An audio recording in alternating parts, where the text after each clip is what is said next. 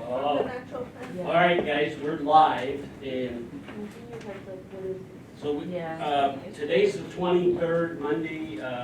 It's the only day this week we have class, and I just want to get chapter 11 started and set. Up here, Coach, is quote number 32, and get that recorded.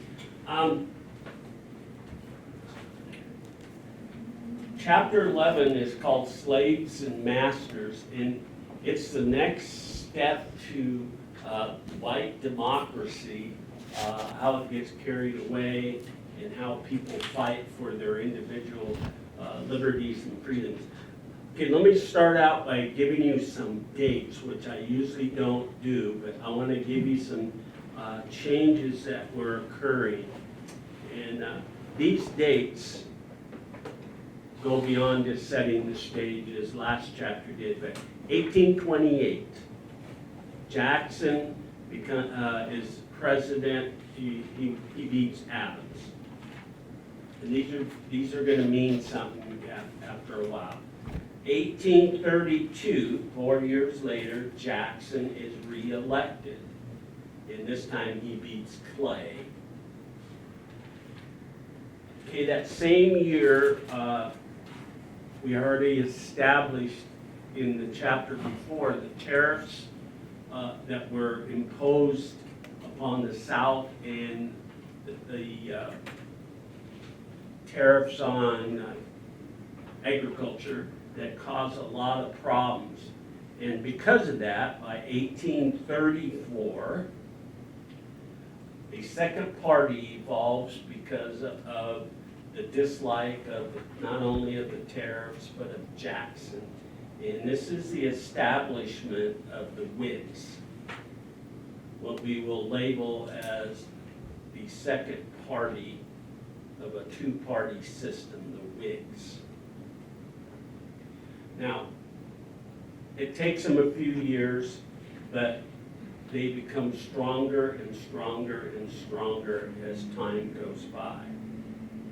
By 1836, we have the end of Jackson's second term, and probably because of not only of the tariffs, but the economy of America is in a depression. And partly because of the struggle between white supremacy and southern rural agriculture. Those two things. Now, when things like this happen in the economy of a country, just like, let's say, our country today, not too long ago we went through a depression. A lot of people lost their savings, their 401ks. 7, 8 years ago we went through a depression. It wasn't as bad here in the Tri-Cities as other parts of the western part of the state and other U.S. states, but there was a depression that Trump came in and said he was, getting us out, which he did do partially, besides all the other things. Well, in this case, a guy named Harrison, by 1840, he defeats Van Buren, and this all will mean something. Harrison was a Democrat. So in comes somebody from the other party. We have basically Democrat and Whigs.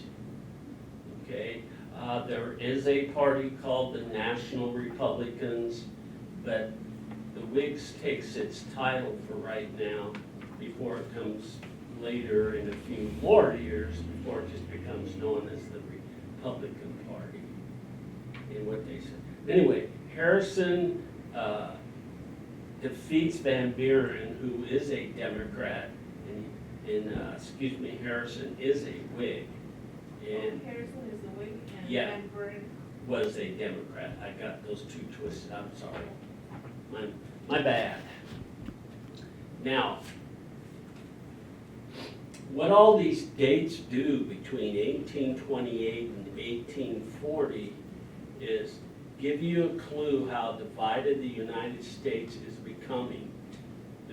They're finding out how hard it is to run a republic, democratic republic form of government without other issues getting in the way. Issues of greed, issues of power, issues of money, prestige. It's just a natural thing, and it's really, really hard. And I think you could see that even today in your life. You know, as Christians, we know how to believe, we know how to act at times. As a Christian college, we have things that we should be doing and not doing. You know, it is something that is there all the time. And sometimes back in American history and in what we're looking at for today is you're sometimes wondering what it's all about. How can I make a difference? And the thing is, as I would say, and I've quoted, don't give up. Keep moving forward. Keep God out there in front of you, and keep seeking God in the light and the right things to do. Not only to do, to say, you know, that way we will always have hope. Now, with these things going on in America, America was based on slavery. America was based on agriculture. Now, with that in mind, go to the next step of why people came to America. And a lot of it had to do with what was happening in Europe and how to, you know, get away from tyranny and monarchs and religious persecution, the everyday things. And it was a way to try to start over or start anew, bring some of your ideas and change them, adapt and adopt. And so when you do that, you inherited problems, you bring certain problems, now you get to try to fix them. And this is what society was trying to do. But you gotta remember what brought people here. They also had to have people working for them to help them. And the natural instinct was to have slaves. Okay, in the 1830s, as the unfairness of tariffs, the Jacksonian era of being very tough on people, on the way things should be done, was throwing all kinds of fits into society, and thus the American society was having problems. Now, two individuals are given, I don't know if you want to call it credit, but they are actually helped push America along, in good or bad, towards the issue of equality, the issue of white versus black in this case. And then we already have hundreds of thousands of immigrants of other races coming in, but it was a black-white issue primarily first. White democracy, the elite. This also made a natural race breakdown of society, a two-class system. If you weren't white and you didn't have slaves, you were nobody. Now, Nate Turner and William Lloyd Garrison. These two individuals, Nate Turner, of course, was a preacher from the South, the Deep South. William Lloyd Garrison was also, I guess you would put his territory a little bit more north, but they both were prongs for the revolutionary attack on the Southern way of life. They both saw that in order for the slavery issue and having masters and slaves, we're going to have to do something. And so, with this background, what I went through about the economy of America was primarily an agriculture economy, and it was labeled the Old South. The North was just getting its roots going towards industry, cities, and sometimes you don't think of it, but New York City as of today would be considered north. Philadelphia, Boston, those would be northern areas. And sometimes people don't think of north being until you get up by Boston, but not in this case. I want to read at the beginning of the chapter to help set the stage on how society becomes divided. So you want to take a couple notes, but if you just want to listen and get the idea. Okay, this happens in the 1831s. A big group of slaves in Virginia rose in open and bloody rebellion.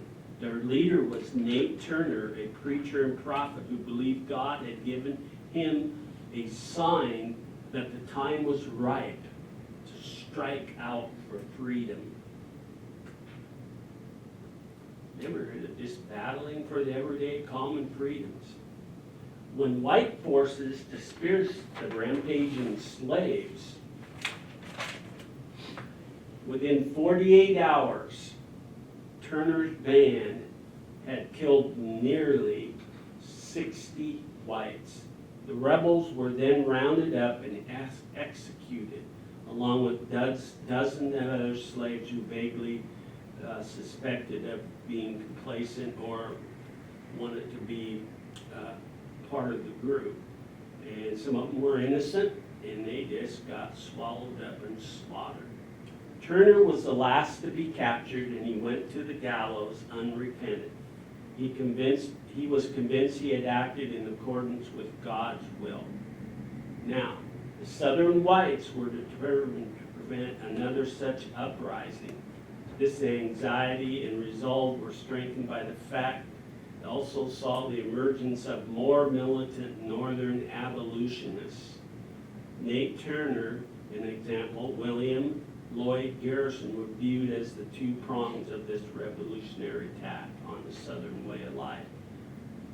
Okay, remember, the Southern way of life was to be a plantation owner, to be a sharecropper, to be a farmer, not what we would call farming other products. It was basically cotton.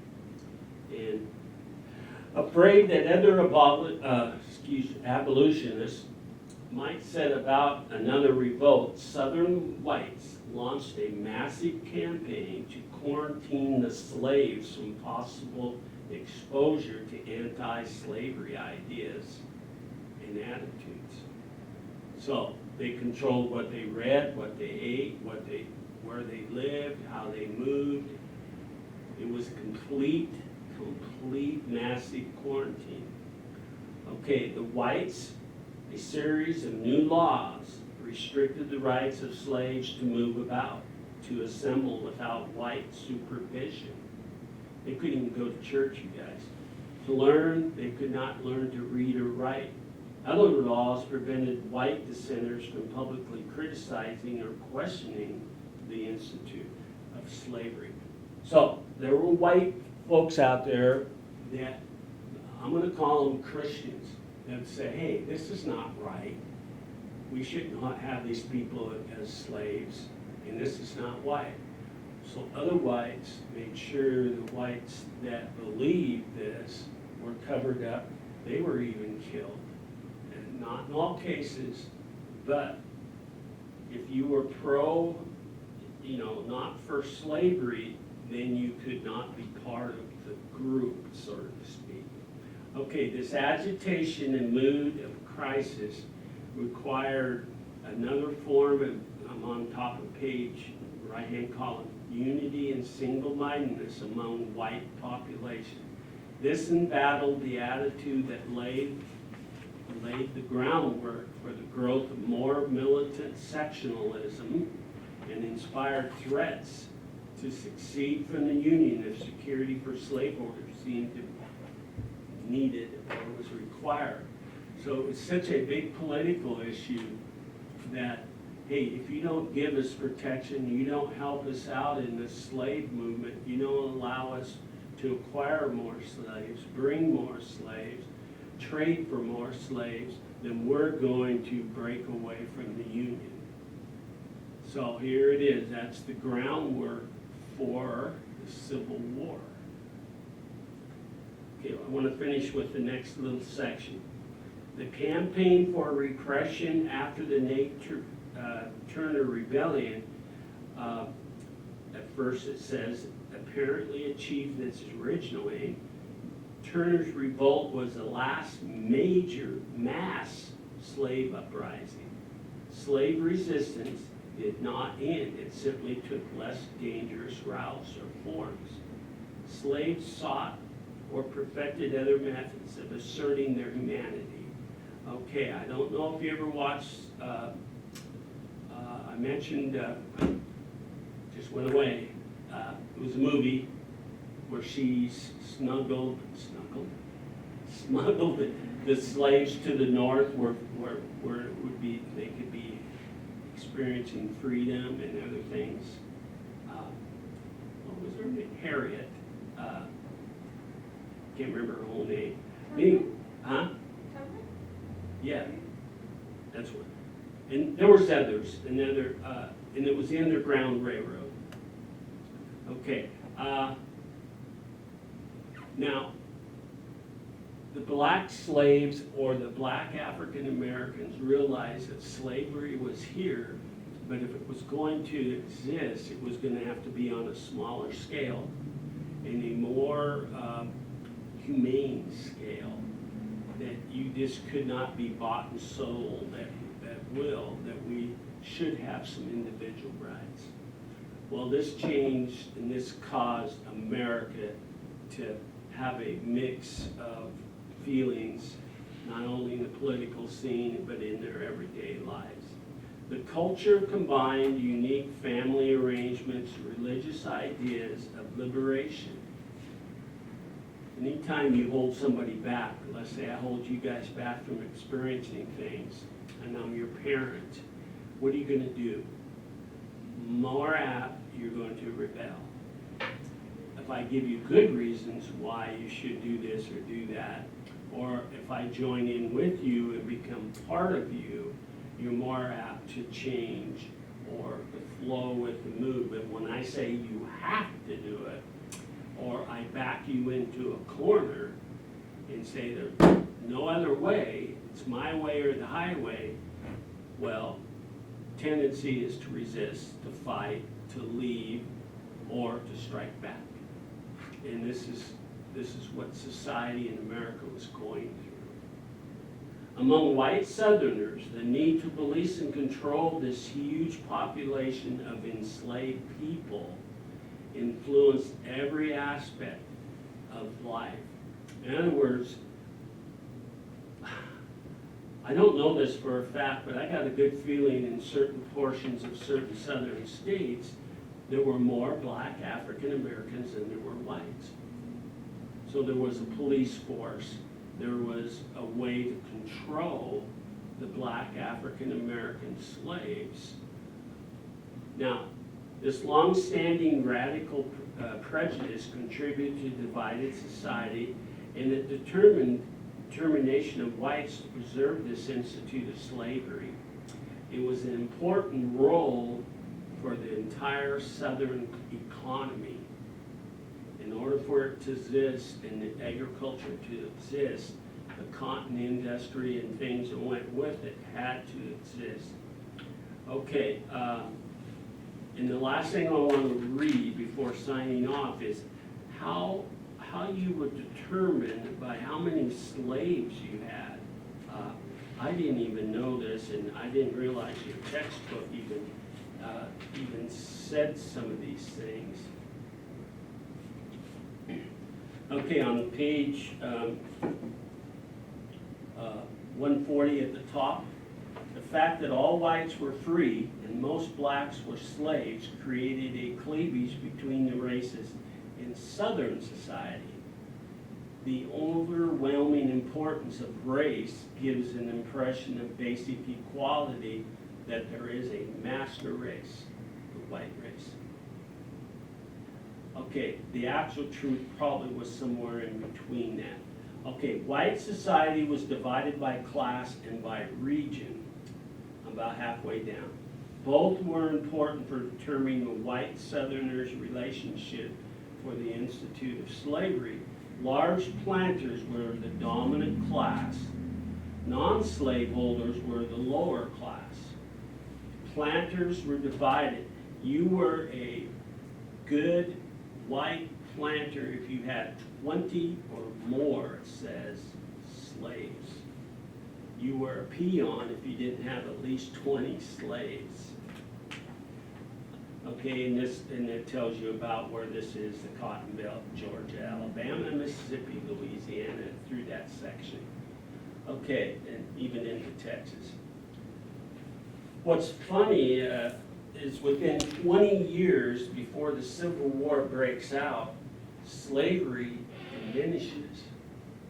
The actual slavery in the Deep South becomes less and less as more slaves fled to the north to be free on just common grounds.